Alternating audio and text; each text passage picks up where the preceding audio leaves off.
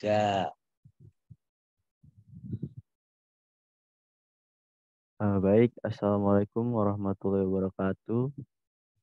Eh, Perkenalkan, kami dari kelompok satu. Di sini saya selaku moderator ingin memperkenalkan anggota kelompok kami, yaitu ada saya sendiri, Rofik Karuliman Mendrova, ada Jonathan Perez Immanuel, ada Vera Gaida Mutmainah, ada Ridho Nur Hadi Pratama, Muhammad Alfian, Muhammad Tasya, dan Muhammad Rizal Hakim.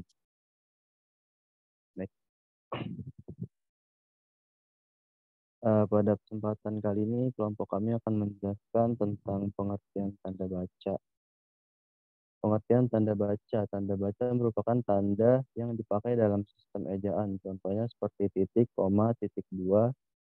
Tanda baca ini berperan untuk menunjukkan struktur dan organisasi suatu tulisan dan juga intonasi serta jeda yang didapat di sewaktu pembaca. Next. Fungsi tanda baca. Dalam sebuah tulisan, tanda baca memiliki beberapa kegunaan atau fungsi antara lain mengatur adanya jeda ketika kita membaca suatu kalimat, mengatur intonasi dalam pembacaan suatu kalimat, memberikan penegasan kalimat, contohnya seperti kalimat tanya, kalimat perintah, dan lain sebagainya.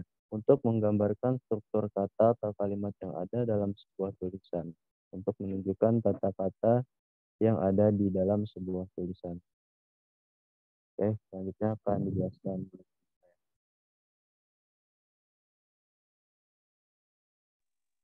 Jenis-jenis dan penggunaan tanda baca. Pertama ada tanda titik. Titik adalah tanda baca yang digunakan pada akhir kalimat pernyataan, bisa diikuti dengan kalimat baru setelahnya atau berakhir begitu saja.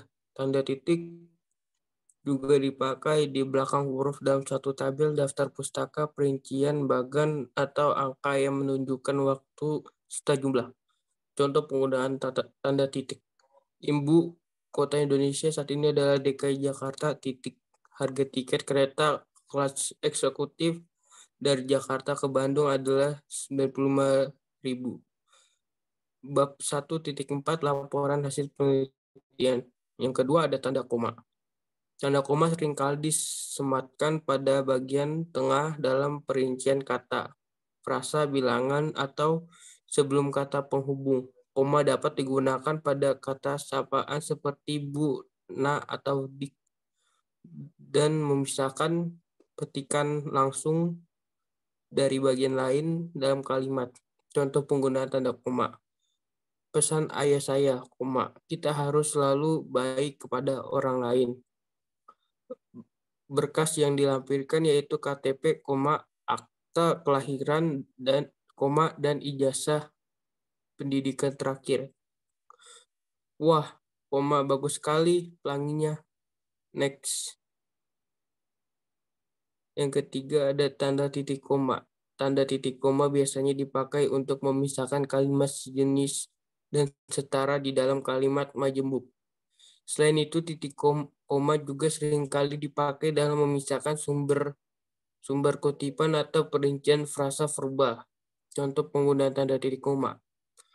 Hari sudah malam, titik koma, anak-anak masih membaca buku.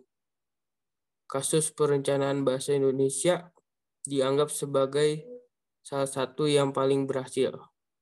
Yang keempat ada tanda titik dua. Tanda titik dua berfungsi sebagai tanda mengakhiri suatu pernyataan lengkap dan diikuti perincian atau penjelasan. Tanda titik dua bisa digunakan untuk menulis rasio perbandingan dalam bentuk angka, memisahkan angka jam, menit, dan detik, serta kalimat percakapan. Contoh penggunaan tanda titik. Pada tanda titik koma, mereka memerlukan peralatan menulis, pensil, buku, penghapus, dan lainnya. Narasumber Mario Maurer, skala peta ini 1:100.000. Next.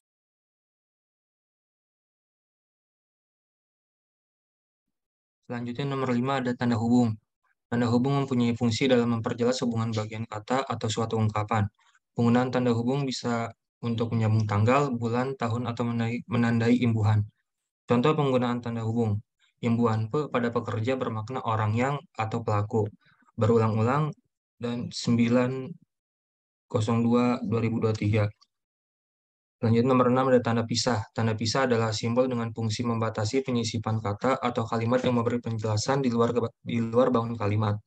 Umumnya tanda pisah digunakan di antara dua bilangan penulisan tanggal atau tempat yang berarti sampai dengan atau sampai ke. Jika dicermati, tanda pisah berukuran sedikit lebih panjang daripada tanda hubung. Contoh penggunaan tanda pisah, Senin sampai Jumat, Jakarta, Bandung. Next. Selanjutnya, tanda tanya. Berikut ini penggunaan tanda baca fungsi yang contohnya untuk tanda tanya. Di akhir kalimat tanya. Sesuai kaidahnya, tanda tanya digunakan pada akhir kalimat yang diragukan.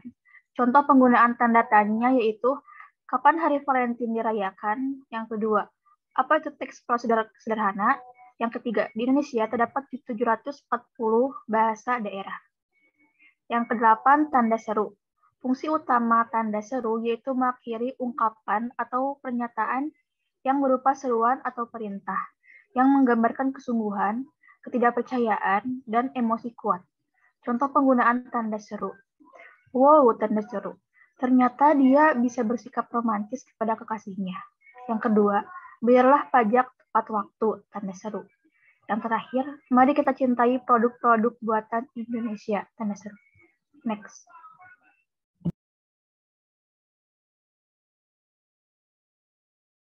Ya, selanjutnya 9. Tanda elips. Tanda elips berfungsi untuk menunjukkan adanya bagian yang dihilangkan dalam suatu kalimat atau kutipan.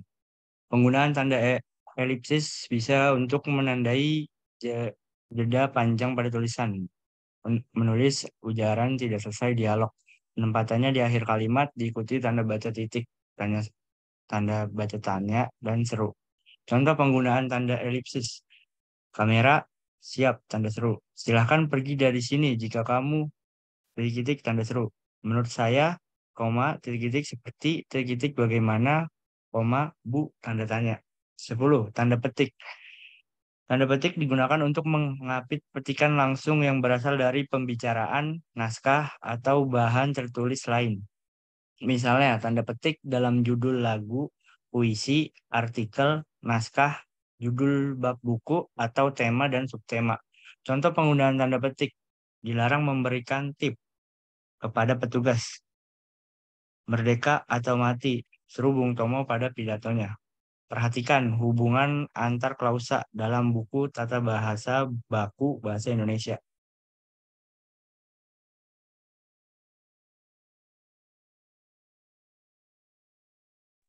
Selanjutnya ada tanda petik tunggal. Tanda petik tunggal dipakai ketika mengapit petikan yang terdapat dalam petikan lain, seperti mengapit makna, penegasan kata, atau ungkapan. Contoh penggunaan petik tunggal. Yang pertama itu ada lockdown, yaitu karantina wilayah. Dan yang kedua ada kita bangga karena lagu Indonesia Raya berkumandang di Asian Games. Yang ke-12 ada tanda kurung. Itu penggunaan tanda kurung biasanya untuk mengapit huruf maupun angka sebagai penanda perincian, sebab fungsi utama tanda kurung yaitu mengapit keterangan atau penjelasan yang bukan di bagian utama kalimat. Contoh penggunaan tanda kurung. Yang pertama itu ada merujuk buku Pedoman Umum Ejaan Bahasa Indonesia, yaitu PUEBI. Dan yang kedua ada ayah berangkat ke kantor dengan tanda kurung buka bus Transjakarta.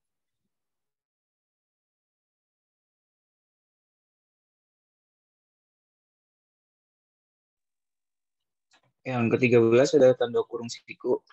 Tanda kurung siku digunakan mengapit keterangan di kalimat penjelas yang ada dalam tanda kurung. Misalnya mengapit huruf, kata, atau kelompok kata sebagai koreksi tambahan, kesalahan, dan kekurangan. Contoh penggunaan tanda kurung siku yaitu ulang tahun, kurung siku proklamasi kemerdekaan Republik Indonesia dirayakan secara hikmat. Penggunaan bahasa dalam karya ilmiah harus sesuai dengan kaidah bahasa Indonesia. 14. Tanda garis miring.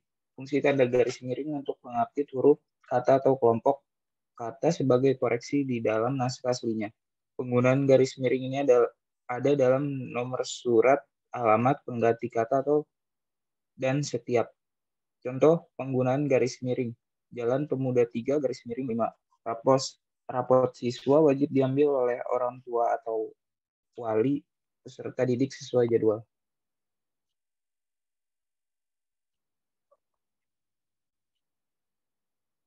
15, tanda penyingkat atau apostrof.